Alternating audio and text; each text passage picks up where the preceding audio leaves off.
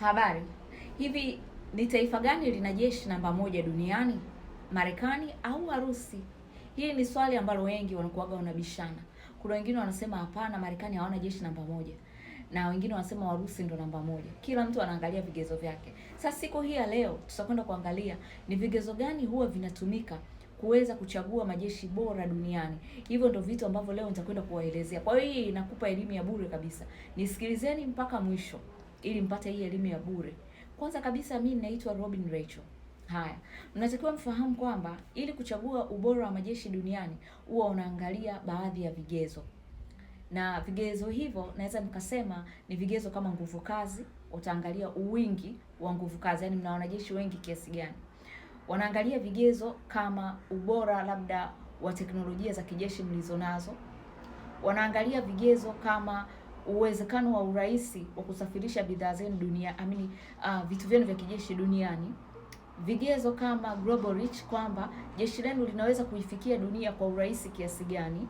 Hivyo vyote ni vitu ambavyo huwa wanaviangalia.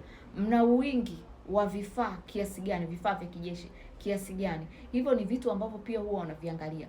Ukiangalia hivyo vigezo vyote ambavyo nimevitaja hapo, unaona hapo wanafungana wa Marekani, wa Urusi na wa China katika hivyo vigezo.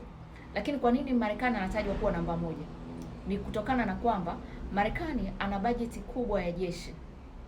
Hii bajeti kubwa ya jeshi inamfanya kwenye baadhi ya hivyo vigezo awe kawazidi wa Urusi na wa China.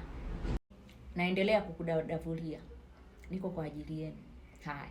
Sasa kuna ile nimesema kwamba moja ya kigezo anachokiangalia ni global reach, kwamba jeshi lina uwezo wa kufikia dunia kwa haraka kiasi gani. Ukiangalia Marekani ndo taifa lenye bajeti kubwa ya jeshi kuliko mataifa yote duniani, na wanawezeshwa na hilo kutokana na kwamba wana uchumi mkubwa.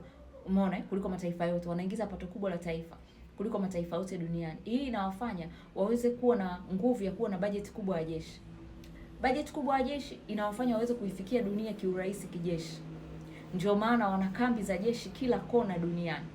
Maana yake ni kwamba wakiingia vitani wana uwezo wa kuanzisha vita kwa haraka zaidi kuliko Warusi pamoja na Wachina. Marekani akitaka kuanzisha vita Afrika, anatokea Afrika hapa, atokei Marekani. Umenielewa eh? Anatokea pale Djibouti. Marekani akitaka kuanzisha vita Mashariki ya Kati kama sasa hivi anapopigana na Iran, anatokea pale pale Mashariki ya Kati, katika kambi zake za jeshi za pale Mashariki ya Kati. Akitaka kuanzisha vita na Mchina kule Asia, anatokea kule kule Asia.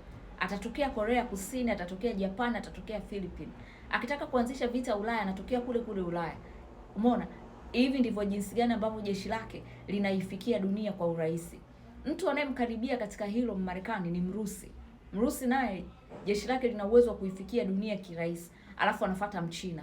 Umeona? Ndio maana Marekani anawekwa namba moja, Mrusi namba mbili, Mchina namba tatu. Kama nilivyosema, kuna vitu wanafungana. Mfano, Mchina ana nguvu kazi nyingi ya kijeshi. Ana wanajeshi wengi zaidi nafikiri kuliko hata Marekani. Umeona? Lakini linapofika kwenye swala la global reach, Marekani anampiga bao Mchina na Mrusi. Linapofika kwenye swala la global reach, hata kama Mchina ana nguvu kazi kubwa, Mrusi hana, lakini Mrusi anampiga bao Mchina kwenye global reach. Umenielewa? Ubora wa teknolojia, nuclear, umeona? Marekani ana nuclear bora, Mrusi ana nuclear bora, lakini Mrusi ana nuclear nyingi kuliko nchi yote ile duniani. Umeona? Kwa hiyo wanafungana kwenye baadhi ya maeneo, lakini Marekani anapata advantage ya kuwa namba moja kwa sababu ya fedha. Ana bajeti kubwa, inamwezesha anakuwa na vifaa vingi.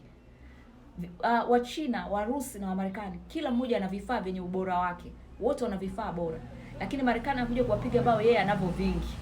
Kutokana na kwamba ana uwezo wa kuvifyatua vingi kwa sababu bajeti inamruhusu. Umenielewa? Kwa hiyo ndio maana yeye anakuwa anawekwa namba moja. Lakini sasa tunarudi katika uhalisia sasa. Maana hapo ndio wengi wanachanganya madesa. Jeshi kuwa namba moja duniani, nimewatajia hivi ndio vigezo vinavyoangaliwa. Lakini linapotajwa ni jeshi namba moja, haimaanishi kwamba katika uwanja wa vita lina nguvu, kwamba linatokaga na ushindi katika uwanja wa vita. Haimaanishi hivyo. Umenielewa? Hivi vigezo haviangaliwi katika uwanja wa vita matokeo yanakuaje. Vinaangaliwa, vigezo vinavyoangaliwa kuweka jeshi namba moja ndio hivyo nilivyovitaja. Kwa hiyo unaweza ukawa na hivyo vigezo ukakidhi kuwa namba moja kijeshi duniani, lakini ukiingia katika uwanja wa vita watu wakakufumua au ukashindwa kushinda vita zako. Na siongei tu, tunaenda na mifano jamani. Sawa, vitani kuna mbinu mbili. Wewe unakuja na mbinu hii, mwenzio anakuja na mbinu hii. Umenielewa eh? Kuna conventional tactics na unconventional tactics. Umenipata? Kuna zile mbinu za kawaida zinazojulikanaga zile. Mtu anakuja na jeshi kubwa lenye fedha, Marekani ataingia na jeshi kubwa lenye fedha na nini na mbinu zake zile za kawaida ambazo tunazitambua kwamba yule anaenda na jeshi lake kubwa lenye fedha lenye teknolojia za kibabe nzuri na nyingi. Lakini anapofika vitani anaweza akakuta wale anaoenda kupigana nao wale wanatumia unconventional tactics. Umenipata? Kwa hiyo anakuta ambaye anaenda kupigana naye labda wanatumia zile mbinu zile za asymmetric. Umenielewa? Kwa hiyo jeshi linakuwa halina uwiano sawa. Matokeo ya hapo ni kwamba wewe unaweza ukawa na jeshi kubwa lakini ukashindwa kushinda. Na hii imekuwa ikimkuta Marekani mara nyingi sana. Ndio maana watu wengine wakisikia Marekani anatajwa kuwa na jeshi namba moja, wanakuaga wanabisha, wanasema kwa nini yeye namba moja? Mbona kuna sehemu ameshindwa hivi na hivi? Ni kutokana na hiyo. Umenielewa eh? Kwa hiyo kuwa na jeshi namba moja duniani haimaanishi wewe ni mbabe wa kivita. Nipo kwa ajili yenu, naendelea kuwameng'enyulia kwa mifano. Sasa unakuta mfano sasa hivi vita inayoendelea kati ya Marekani na Iran.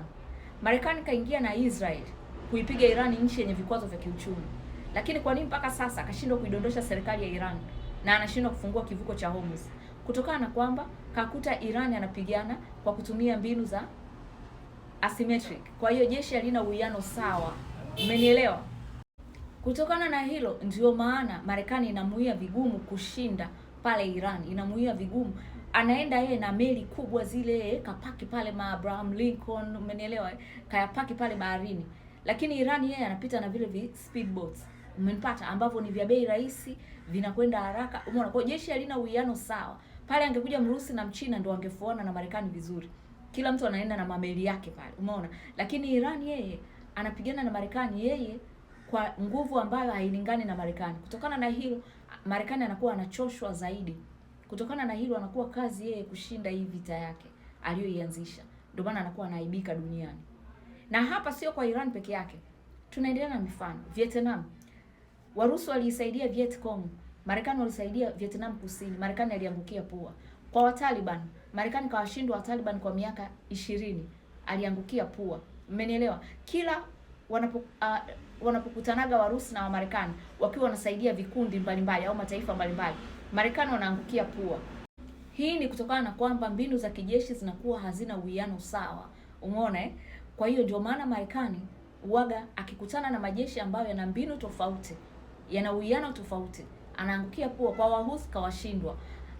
Israel ndio maana na yeye anawashindwa Hamas na Hezbollah kwa miaka 40, kashindwa kuyamaliza yale makundi. Umeona? Kutokana na hiyo uwiano hauko sawa. Mmenielewa? Katika kipindi cha vita baridi, Marekani alikuwa na hela, lakini kila alipokuwa anakutana na Mrusi katika mataifa mbalimbali, Mrusi ndo alikuwa anafanikisha operesheni zake. Marekani alikuwa anashindwa. Kwa nini? Kwa sababu ya mbinu tofauti. Mfano, kipindi cha vita baridi, Marekani ana hela, lakini wao ni mabepari, walikuwa wanajali faida ya haraka. Kwa hiyo walikuwa wanasaidia makundi au mataifa mbalimbali kwa wakati mfupi. Umeona? Wanayapa mazoezi haraka haraka hivi na hivi waingie vitani. Mrusi alikuwa anasambaza zaidi itikadi ya kikomunisti. Alikuwa yeye sio mbepari, haangalii faida, yeye anaangalia kusambaza itikadi. Kwa alikuwa na train wanajeshi na vikundi mbalimbali kwa muda mrefu bila kuchoka. Kutokana na hiyo Marekani alikuwa anachoshwa haraka. Ndio maana Angola Mrusi alifanikisha kuingiza chama chake. Katika vita ya Ogaden, Somalia na Ethiopia Mrusi alifanikisha. India na Pakistani Mrusi alimshinda Marekani, Marekani alishindwa kuishindia Pakistani. Vietnam Mrusi alifanikisha Vietcong kupata ushindi, Marekani alishindwa. China Mrusi alifanikisha communist ikaweza kuingia, Marekani alishindwa kufanikisha wale nationalist. Kwa hiyo hivi ndivyo ilivyo. Kwa hiyo Marekani ni namba moja kwa sababu ya vigezo kadhaa vinavyobebwa na fedha zake. Lakini katika uwanja wa mapambano unaweza ukawa namba moja, lakini kwenye uwanja wa kivita usiweze kufanikisha kuwa mshindi. Ndio maana Marekani sasa hivi anashindwa hata kushinda katika vita yake na Iran, taifa lenye vikwazo vya kiuchumi kwa zaidi ya miaka 40. Mimi naitwa Robin Rachel na hii ni Robin Tanzania Global, mchambuzi wako wa geopolitics Afrika Mashariki.